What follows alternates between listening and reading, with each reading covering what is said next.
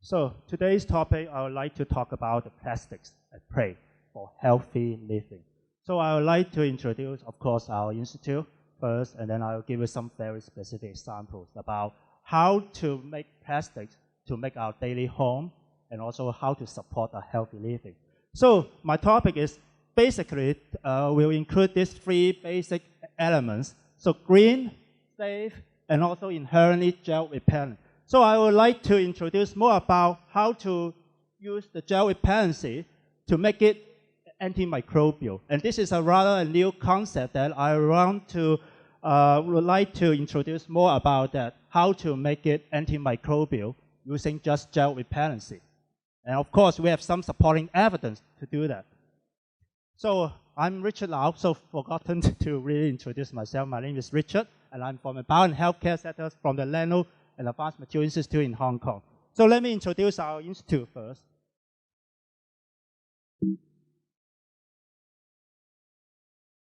So for LAMI, we are actually established in 2006, and we are actually government-funded institute, and we have three missions. So first of all, we would like to develop the core competence, and also we will have a talent pool that we have a lot of PhDs that can help you for the materials innovations.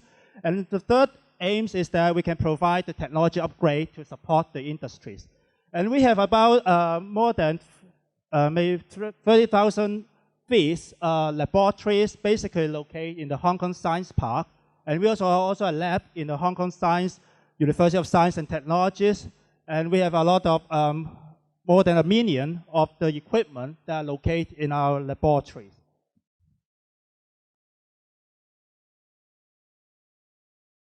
So now for our mission is that we have, our core competence is that we have 5 different market sectors. And I belong to the bio and healthcare, and there is also construction and building, and also environmental technologies. And also we have the sustainable energy and also solid state display. And now, our role is a bit different from the universities, is that we are doing research on demands. That means that if we have the market opportunities, that we can use the technologies that's from the universities, and we can apply to the industries. So that our roadmap is a research on demand model. So we are LAMI here, and then we have the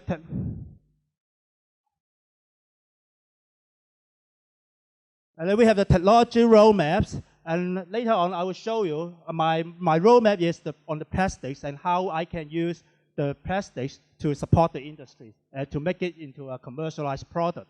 And so we have several different ITF schemes that you can apply, that you can work with us.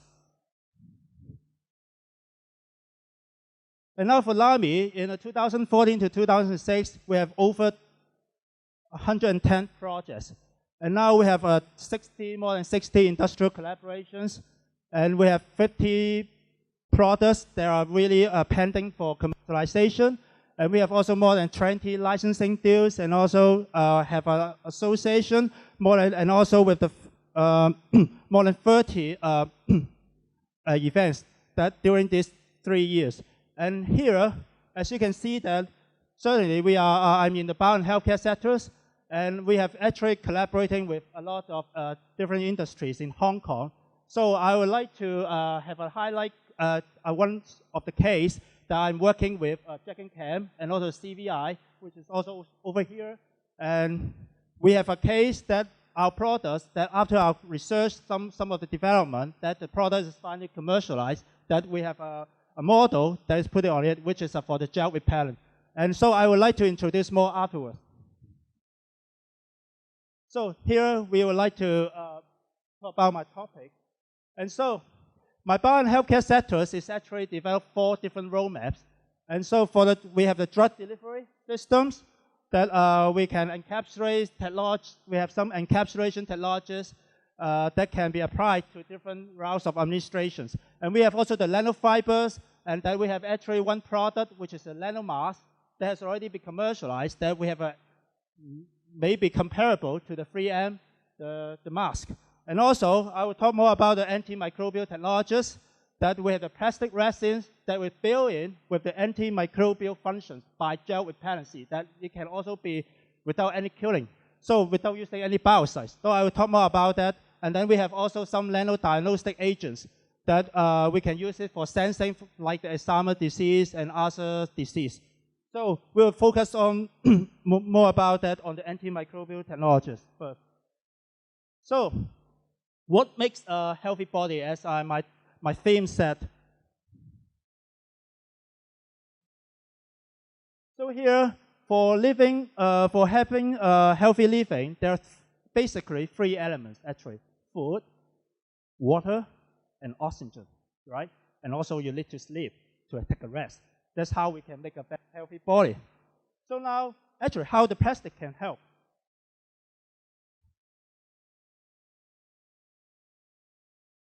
That, like the food packaging, like we have the milk bottles, like the silvers, like some of the electrical appliances, and also some medical device that can make it into a healthy body. That's also related to our human being. And so we have all these kind of certifications that we need to get in order to certify that our materials are really safe, are really green, like that's compostable, like biodegradable, and that it does not contain any toxic chemicals.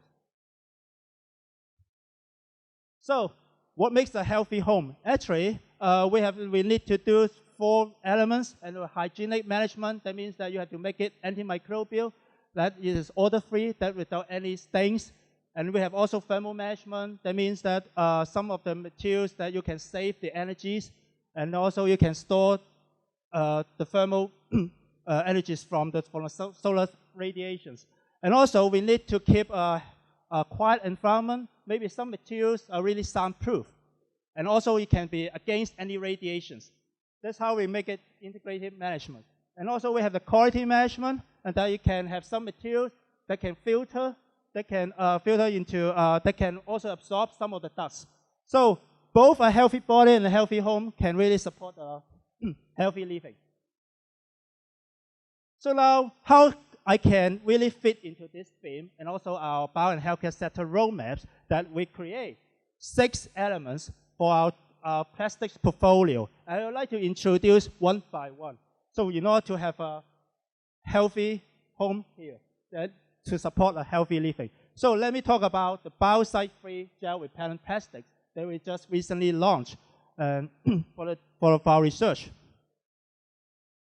And then later on, I will talk about the biodegradable plastics that can make it stretchable. And the third one, we will talk about the self-healing scratch-proof plastics. And the fourth one, I will talk about a new technologies that it can be anti-condensing, and also with a thermal storage functions inside the plastics. And also, we'll talk about some of the composite materials that can make it bulletproof, soundproof, and also anti-radiation. And then lastly, I will talk about some of the materials that is built in, that it has a lubricious stainless plastic, really for the food packaging.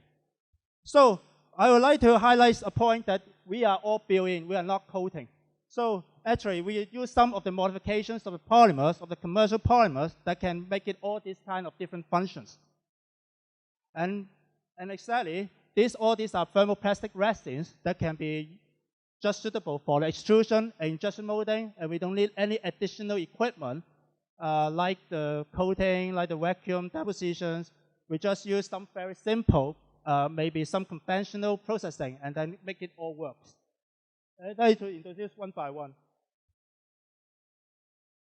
So now, my topic is biocide-free gel repellent plastics, and how the bacterial repellent concept can we make it into antimicrobial. Now, if you look at our surroundings, like a mobile phone, you can see that when it's 80 times more bacteria than a normal toilet. As you can see that every day, if you eat, then you will contaminate with a lot of bacteria on your mobile phone. And that actually really contaminates a lot of bacteria that you are daily encounter.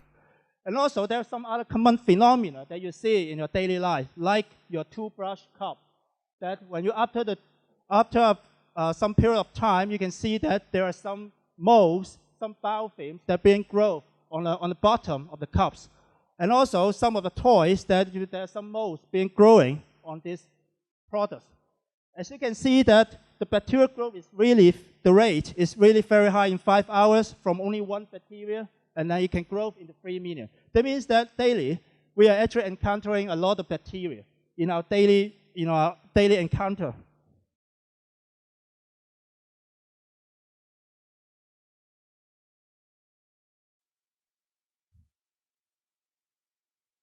So for the conventional antimicrobial technologies, as you can see that many of these contain biocides or antimicrobial agents, like the alcohol wipes, like antiseptic, like the hand wash, like the body wash, and all this will have some biocides. As you can see that there is a trend that in the next few years, the new approval by the FDA for the new antimicrobial agents is going to decline.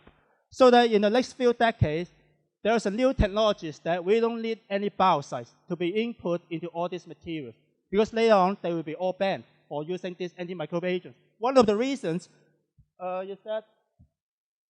is the BPR that's become effective in 2013 in the EU. And there are a few controlled antimicrobial agents like silver that mostly used in this for the antimicrobial master batch, for the silver nanoparticles like copper, zinc, titanium dioxide, and also all these are also listed on the BPR. So that in the next few decades, there's a kind of technologies that we don't need any antimicrobial agents to make it antimicrobial. How we can do that? So now let's talk about some antimicrobial technologies that, like silver nanoparticles, there's a problem with it. So if you look at the silver nanoparticles, they need air, where there's some moisture and oxygen so that they can release the silver ions. And all these silver ions eventually will leach out to the surface, and then some of the people will keep contact or eat it or inhale it. So all these are really unsafe. So there's a certain mechanism is that the silver ions will compress with the DNA of the bacteria so that they can affect their metabolism, so that in order to kill the bacteria. So this is really a killing action in order to do so. So a killing, what does that mean? That means you need some antibiotics. It's the same action as the antibiotics. So when you overdose the antibiotics, what is the consequence? Is that you will create superbugs, antimicrobial resistance. So if you say some of the materials, you keep it under dosage below the MIC. That means the minimum inhibitory concentrations, and different bacteria has different MICs. So that what's the maximum dosage? So if you put in maximum dosage, then of course you increase the cost, and also you also change the appearance. So there's a problem with all these kind of biocides that all have a MIC. And can you really have an effective spectrum against the bacteria, a full spectrum of bacteria? It's very difficult to say. So therefore, we come out, and also there are some other conventional antimicrobial technologies is that about the triclosan. And also there are some other materials, how to marketing is that they do not contain any biocides in it, and then make it more appealing to the customers. So that when we talk about the biocides, that all these mechanisms, they have to leach to the surface in order to kill the bacteria. If they don't leach, they don't have these actions. So that you have the regulatory compliance issue and the skin allergy issue, and also you may also change the appearance, like the silver nanoparticles. When you input into the plastics, they will change the color, change the optical characteristics. So all these have these inherent problems with these biocidal technologies. So our new antimicrobial concept is to repel the bacteria. How can do that? Because when you talk about the bacteria, from one bacteria, every day we are actually encountering many bacteria, and they are in three forms. But how come they become disease causing? Is that they become a biofilm, they become community, so that they can be against all these antibiotics and other biocides, just like this. So the mechanism is that if we can really against the biofilm, that means you can against all these disease-causing bacteria, and then make it more healthy, and you can live in harmony with this bacteria. So that there's some studies talking about that if you have a free bacteria against the biofilm bacteria, so the metabolic rate is really different. So what I mean is that if we can really resistant to the biofilm growth, we can also make it antimicrobial too. We don't need to kill it. So now we come with a new antimicrobial concept is that you have a plastic that can be repelled against the bacteria, so that the bacteria cannot adhere to the surfaces and will not form the biofilm, so that they become not able to grow, to populate, and also eventually to make it disease. So now our current technologies is that all these are using biocides. They will cause skin allergy. They are applied as a coating. Not all the coatings are really adhere to many different substrates. There is a not universal, so that there is full adhesion. Once you expose the substrate, then the coating becomes useless. And also, if you use overdosing those biocides, you will create the superbud problems. And also, if you use biocides, you will create appeals. So now we have a new concept that we have a billion and biocide-free plastics. We covalent bond some of the agents onto the plastic, which is covalent bond, and they cannot leach out, so that they can be safe. And the second part is that we don't kill any bacteria. We're just resistant to the bacterial absorption onto the surfaces, so they cannot form a biofilm. So that this is a leach-free, which is much safer. And also, because of these agents are really will eventually come up to the surfaces, they will have a minimum property change, like mechanical, optical, and all the electrical properties. And we have all these supporting evidence about this. And secondly, we have, this is a kind of reformulated thermoplastic resins, so that you can use it for blow molding and injection molding. So it is very convenient and adaptable to many conventional plastic processing techniques. So these are all these advantages that we have now. So we have some proven research studies about this. So this is an untreated LDPE that we injection mold. Maybe it is not that good, but you can see some bacteria over some colonies here. And this is also, we have the Lamy treated LDPE using our formulation, our gel repellent formulation. As you can see that for UntraPE, you have a lot of colonies here. But even I use the gel repellency, you still can give it an almost new bacteria, no growth. What about the film? We hot press the film, and then we compare with some world-leading biocidal master batch, and we do some branding here. And you can see that if you look at the agar diffusion test, you will see our inhibition zone over here. But wow, our case, you don't see any inhibition zone here. What does that mean?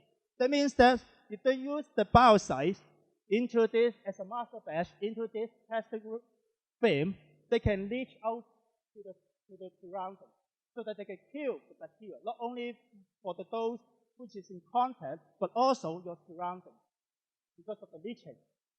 But our case, you can see that here, inside, when you're contacting, where they are contacting, there's low growth of bacteria. But over that, the bacteria choose to move out, but we don't create the inhibition zone. That means we are much safer. We don't kill the bacteria that are surrounding, but we only inhibit the growth inside the film. What about here? Of course, I'm sorry that you cannot see the colony inside the film here, because some of it's not that high resolution. But I just want to show that there are some colonies inside the film here. And here, you see nothing, but only the overgrowth over the surfaces. But we don't have that inhibition zone. So there are two bring-home messages to you. So one is that the gel repellency can be antimicrobial too. We don't need any biocide.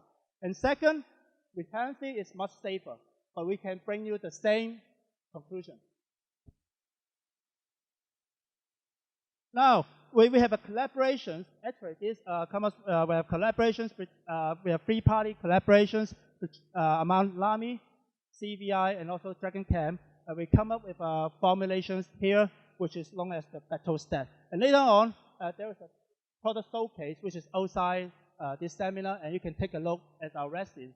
This is a three-party collaborative outcome. So we produce, we do the formulation development, and also the manufacturers is CVI, and also sales and support is DragonChem. So now when you look at this kind of PP, you can see that standard PP is this one.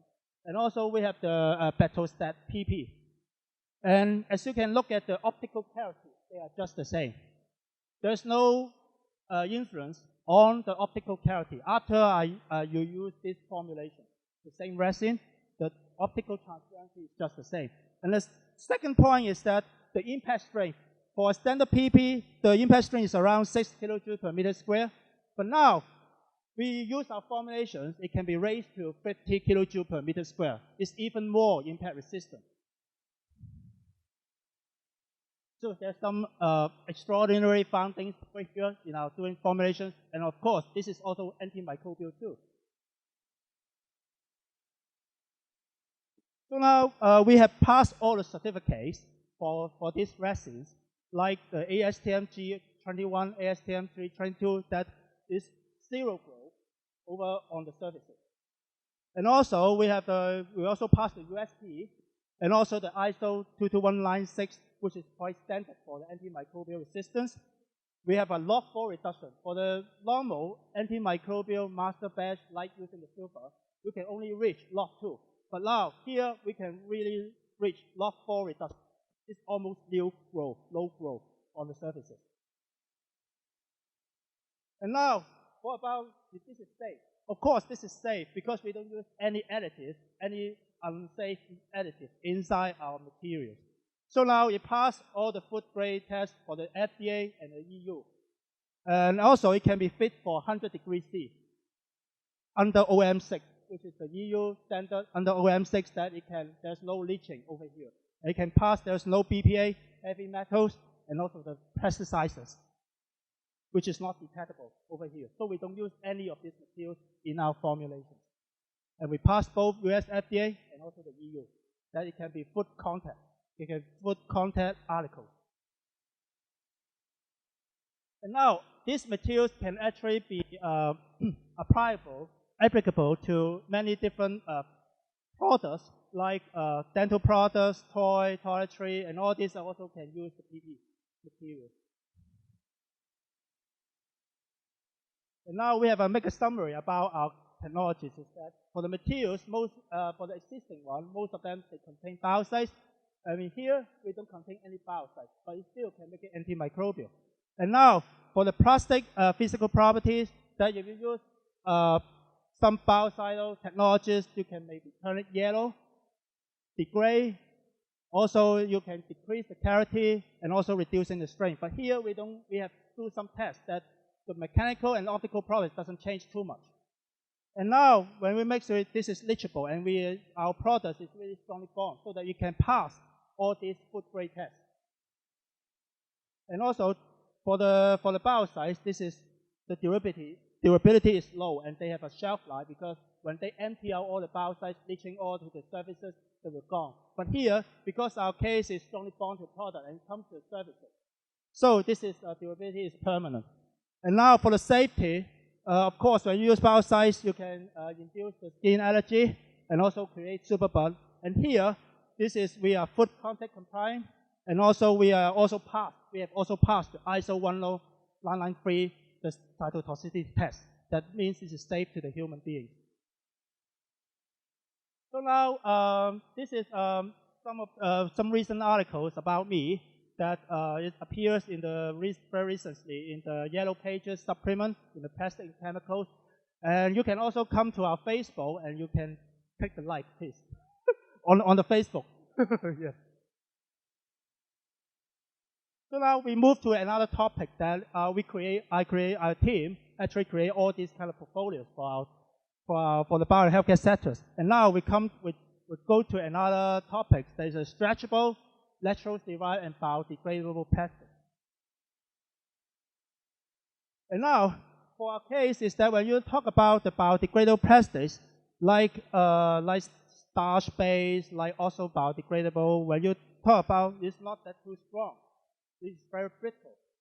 So how can I make it? So if you want to commercialize this biodegradable, because this appears maybe 20 years ago that we have this kind of materials out, but here still it's not that commercialized. One of the reasons is that it's not that strong.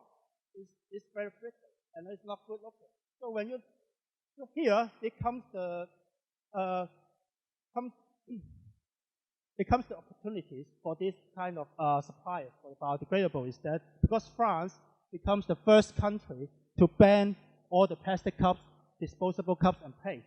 And this comes to opportunity to many of you, the industries, that all these cutleries, utensils, may be all replaced by biodegradable plastics, have to be. But now, when you talk about the existing biodegradable, they are very brittle, not good looking because it's not transparent. And also, some of the like PLA, they cannot withstand the hot coffee because of the low heat diffraction temperatures. So we are actually doing some research on these biodegradable plastics, and we also obtained a fund from the ITCs in order to have some improvement on this biodegradable plastic, and this is now pending for the future, for our future roadmap. Now I come to another topic. Is the self-healing scratch-proof plastics. So now our formulations is that this cast can be recoverable, and we can also tune the different hardness for the thermoplastics. And here I will show you the video about this.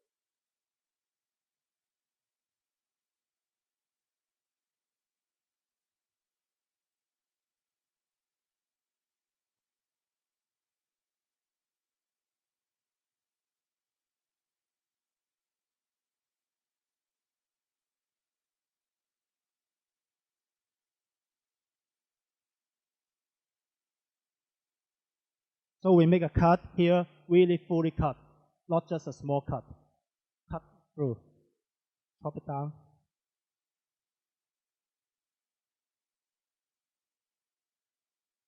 And this plastic is transparent too, quite transparent and very hard. But of course, we can tune the hardness in our case. And then we immerse it in some water, some warm water. Actually, and then we just burn it very immediately.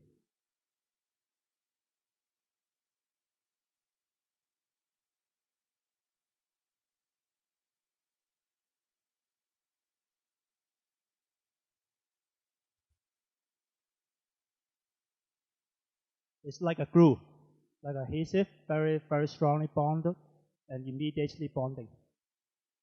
Just putting some energy source inside.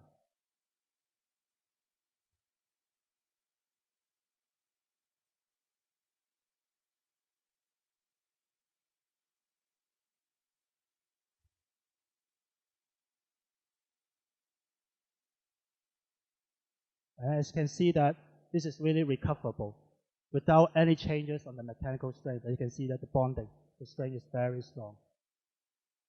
And this is our new formulations about our self-healing.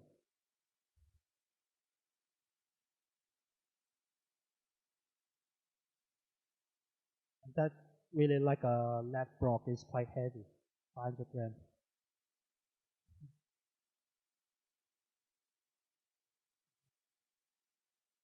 So if you are interested, you can contact me offline.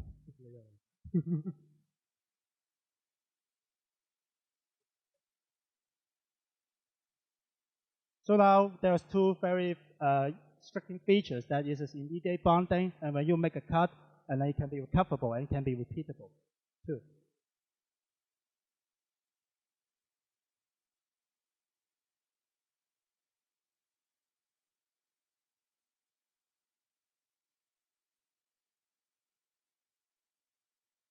So there are many potential applications about self-healing. This is my fault.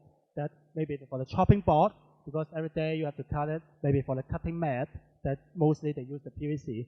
And also for maybe the screen, maybe for the mobile phone protector, maybe for the casing. And also you can be overmolded, and so that it can be added as a glue and hot melt adhesive. And what about this?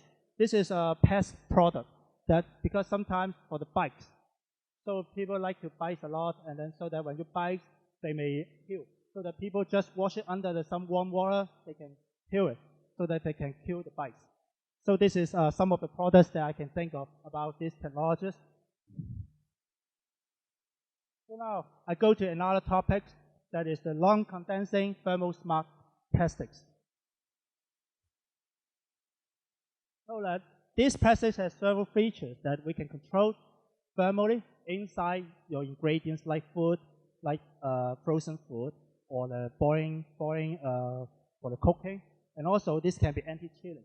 That means that this is anti-fogging, and also there's no condensing on the plastic films. And also, we can make it fogging resistant and water resistant. And here I show you proof of concept studies is that we have certain proprietary formulas that I just coated on a glass slide. This is actually a kind of thermoplastic polymers. And I do some simple experiments that this only coats on one face. And I can steam it over here and over here, either this way, either one of the way. And then when you just direct steaming over the cold face, of course, there's no water stripping here under steaming. But for the glass, if you don't use our firm plastic, they already form some water droplets here, which is stripping off. But here, you don't see anything. But what about here, that even I do the coating over here, but I'm steaming on the other side, I still can see that there's no water condensation on the other side, not direct contact, but on the other side, just using this thermoplastic resin. So this is a kind of new technologies that we are using for thermal control and also for the fogging resistance and also for the anti-chilling plastic that you can build into the plastics. Now there's some of the potential applications, like if you want to have store the food, then you can be, because when you use if you take the food from the refrigerator, you can quickly see some water condense quickly on the surfaces. But now, our case is that when you just put it off, you take the food from the refrigerator, there's no water condense on that. Just like you have a bottle of Coca-Cola, when you just take it out from the refrigerator, they will not condense on the surfaces, on the bottle. And this is how I can approach using this technology in order to do that for the food packaging and also for the bottles, for the new bottles. Another one is for the cooking, is that when you take it out, maybe you just cook it, you just want to keep it warm. And we have some technologies that can keep the inside being the same temperatures for quite a bit of time. So that maybe for the logistics, for the transportations, and you can keep the same temperatures for your ingredients. And of course, we can also replace some of the styrofoams, maybe later on, for the insulating materials. And you can all these kind of potential applications for our technology. And now, there's another case that we can use some composite materials in order to make it bulletproof, soundproof, and anti-radiation plastic. And now we use composites to do that. And we have also found the ways in order to tune different kinds of polymer in reinforcement. I'll show you the example here, just like this. We use some of the fillers, some modifications. We have some proprietary modifications on the fillers that we can make it very high dispersity inside the plastic matrix. We do some surface modifications, and you use the case in the nylon. As you can see that in different ways of modifications, you can either reinforce in such way that this is the control. This is the control here, and we do our formulations, and the control doesn't have the same elongations, but you can increase the tensile strength. Or if you don't like it, you can reinforce in such a way by different technologies. And here we have also some proprietary graphene technologies that, because graphene is very expensive. And now we have developed a method, a very rather green method, in order to graphite is a multi-layer stacking of this graphene chip. Graphene is only a few layers of stack of this kind of layer. But now we have some technologies that can exfoliate, that can break down these structures into simple graphene. You can reduce the cost just using very cheap graphite for your plastics. And now for our case is that all these carbon nanomaterials, because for the carbon nanotubes, we have very good strength, and also this is also very light. You can see this example. It can support a 200 gram for this carbon foam, just using the carbon nanotube to form a foam. And also it's very light, so that it's strong but very light. And also it can be also applicable to many different applications by functionalization, like magnetic, like antimicrobial, all this mumbo jumbo. And also we have all these rich chemistries over these surfaces, and you can make it auto-transparent conductive film using graphene. And also you can make it lubrication too, using graphene composites. So these are all these potential applications using our LAMI's technologies. Now, we go to the last topics that I want to highlight for the healthy living.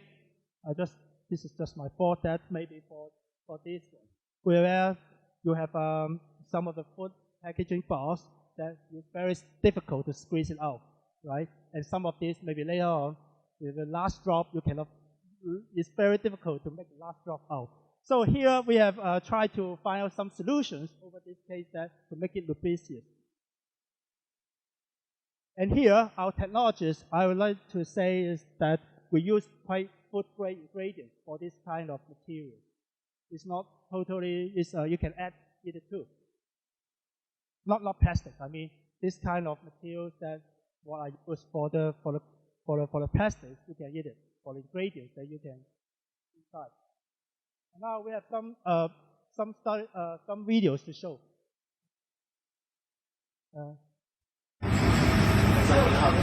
That we make it on the coating on the PP plate, on the PP plate. As you can see that for this drop of ketchup, it stays here. But now, for using our plastics, they tend to slide down.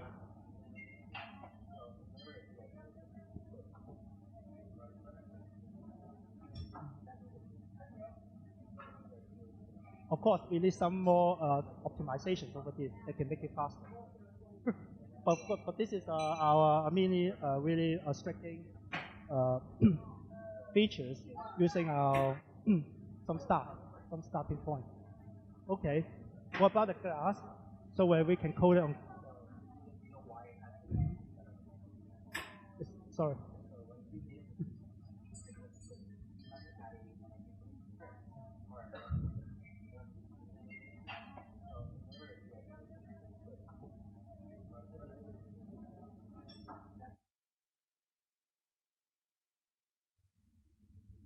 So we coat it on the glass. For the film, we use the plastic film to coat it on the glass. You can see that quickly. This is also for the oyster sauce. I use the oyster sauce. You can see that after coat with our thermoplastic film, it all drops like this. But it still stays here.